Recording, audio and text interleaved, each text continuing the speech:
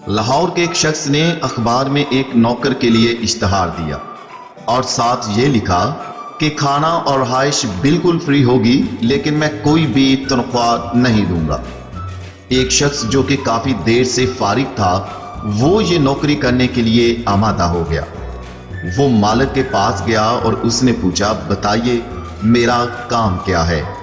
मालिक ने कहा, बस तुमने दाता दरबार पर जाकर खुद लंगर खा लेना है और हम सब के लिए वहां से लंगर ले आया करना है। एक मियां बीवी का आपस में बहुत झगड़ा हो रहा था।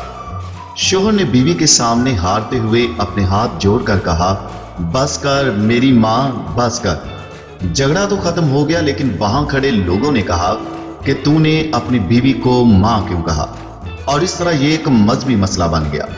वो मियां बीवी इस मसले को लेकर अपने मजहबी पेशवा के पास गए। पेशवा ने अपनी सारी किताबें फोल फाल कर उनको ये हल बताया कि उनको 30 दिन 100 गरीब लोगों को रोजाना खाना खिलाना पड़ेगा, तब उनका मियां बीवी का रिश्ता बहाल होगा। वो वापस आए और उन्होंने 100 लोगों को रोजाना खाना खिलाना शुरू कर दिया। घर की एक एक चीज बिक गई, बैंक से कर्जा ले लिया, रिश्तेदारों से उधार पैसे लेकर उन्होंने जैसे तैसे 30 दिन मुकम्मल किए। जब 30वें दिन वो लोगों को खाना खिलाकर घर वापस आए तो बीवी ने शोहर की तरफ घूरते हुए कहा, ये सब कुछ तुम्हारी वजह से हुआ है।